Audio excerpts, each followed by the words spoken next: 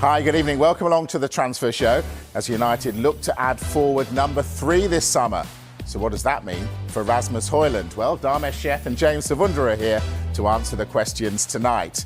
We'll have the latest on Alexander Isak as he returns to Newcastle today. And Chelsea are aiming to make sure Alejandro Garnacho and Xavi Simons sign for them before the window closes. Right, loads to get into. Darmesh, Benjamin Šeško, right? Man in demand. What's the latest development on him? Yeah, this one looks like it is developing. Something's going to have to come to a head sooner rather than later with this one, you would think. Manchester United now expected to make a formal offer to RB Leipzig for their striker, Benjamin Šeško. They have been in talks, as we have been reporting on Sky Sports News, over what they would be prepared to pay for Benjamin Šeško. Remember, Newcastle United, they're in ongoing talks with RB Leipzig over the structure of their deal because they've already made an offer. They were the ones who made the first move. That deal was worth around £69.8 million all in, including performance-related add-ons. It should be said from the player's perspective, he hasn't made a decision yet. He's open to both projects, but one source, and I should reiterate this, only one source has told Sky Sports News that he's leaning towards Manchester United. That is if they can agree a deal, because it will all be a moot point if there's no agreement with either club, or if there's only agreement with one club, then RB Leipzig will clearly deal with that club. United's pursuit of Šeško, though, it could have ramifications, not least on one of their current strikers who, during the US tour, started a couple of games, was on the bench the other night, Rasmus Højlund. And after that game against Bournemouth, he spoke to the media. He went out of his way to speak to the media in the mix zone, Rasmus Højlund, after scoring against Bournemouth. And he said he wants to stay and fight for his place. Ruben Amorim, speaking ahead of that match, said he's really happy with Rasmus Højlund, but he doesn't know what's going to happen in this transfer window. We understand, though, that Manchester United are willing to listen to suitable offers for Rasmus Højlund in this transfer window. We know that Manchester United are prioritising sales in this transfer window. They can sign Benjamin Šeško without making sales, but then they'd need to make sales after bringing him into the football club. So for Rasmus Højlund, let's bear in mind he's had 2 difficult years at United. United aren't in Europe next season. There are going to be very limited options. If they sign another number 9, 2 number 9s, there's not going to be a lot of football there, especially when you consider the likes of Matheus Cunha, Brian Mbeumo can play up front as well. If United do sign Šeško, it does feel like Rasmus Højlund's days are potentially numbered at the football club, which will be a disappointment for him because he signed for £72 million. It'll be a disappointment for the club as well because they're likely to make a loss on him. He signed a 5-year contract after that £72 million deal was signed with Atlanta. It means his book value is currently around £43 million. It's been reported elsewhere United would look for at least £30 million to sign him. So it looks like if they're to let him go, it would come at a loss. One thing I would say quickly, Mike, on Rasmus Højlund is, in defence of him, in one way, when he joined the club, he was slightly injured. He didn't have a pre-season in his first season when he joined. I think his debut was against Arsenal. He came off the bench at the Emirates and he looked pretty dangerous. His second season, he was actually looking really, really sharp in pre-season until he picked up quite a bad hamstring injury, which meant he missed the rest of pre-season and again was playing catch-up at the start of last season and then rejoined later on.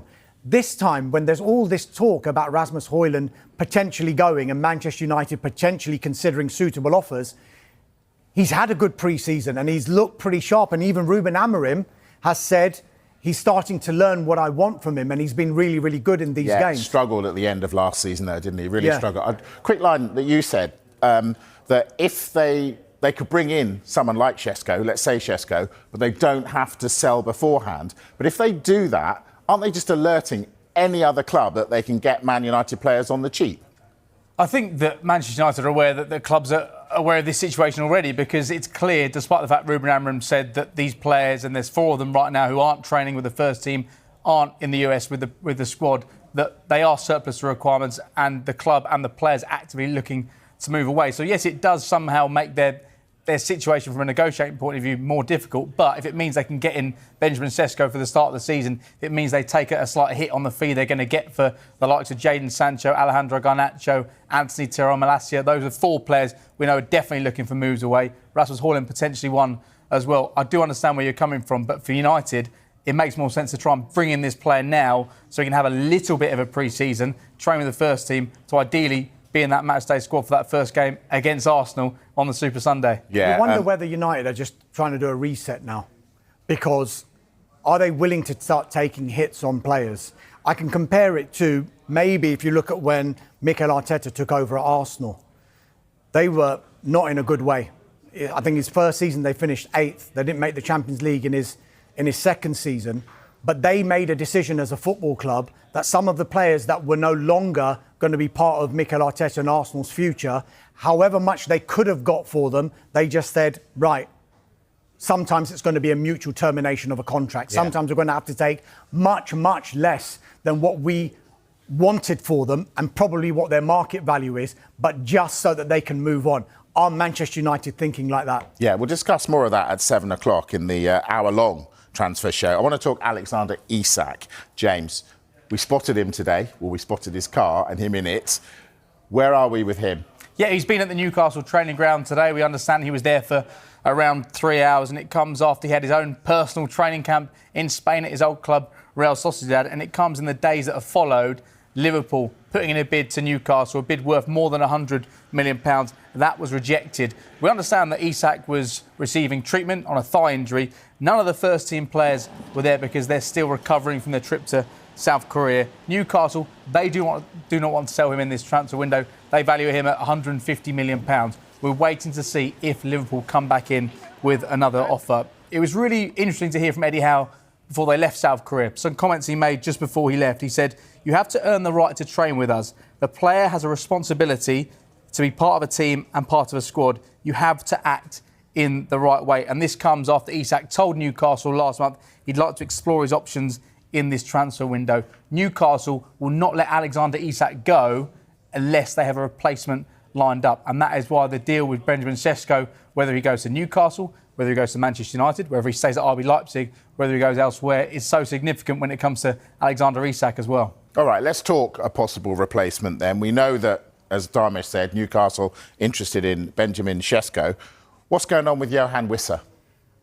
This one is pretty unsavoury at the moment, but as far as Brentford are concerned, they're expecting Johan Wissa to be training tomorrow with the rest of the squad. They've had a day off today. They had a pre-season friendly over the weekend.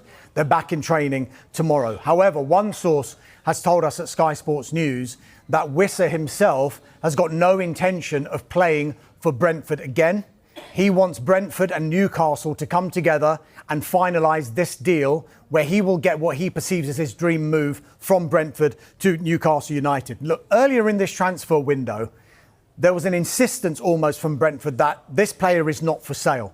However, that goalpost seems to have moved ever so slightly because we think Brentford would do business on Johan Wissa, provided, it is a big proviso, admittedly, that they bring in a suitable replacement. They do not want to be in a position where Brian Mbeumo leaves Brentford and Johan Wissa leaves Brentford in the same transfer window. Replacing that amount of goals and what they bring to the team is going to be so difficult. They are, however, looking at other targets. Amari Hutchinson is a player that they've been trying to sign for the entire transfer window from Ipswich Town, and there are other targets that they are looking at in the case that Johan Wissa was to leave.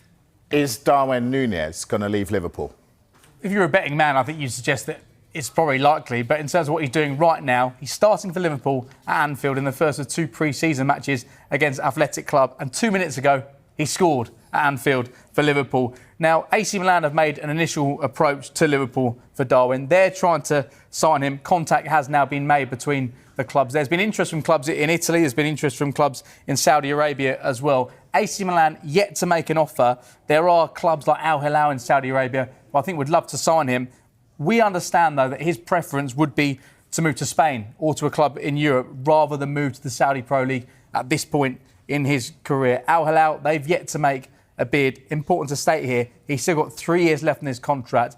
The deal he signed, when Liverpool signed him, it could rise to £85 million. So you understand they want to make some decent money on a player who I think it's likely they'll make a loss on. If they are to sign Alexander Isak, you'd think he becomes third choice striker. I think his days are now numbered. I don't think Liverpool wanted to sell Luis Diaz. I think Arne Slot's probably looked at Darwin Núñez. Yes, he scored some important goals from last season, but does he fit into that picture? Will he get the minutes with Hugo Ekitike there now. We wait to see. We do. Just we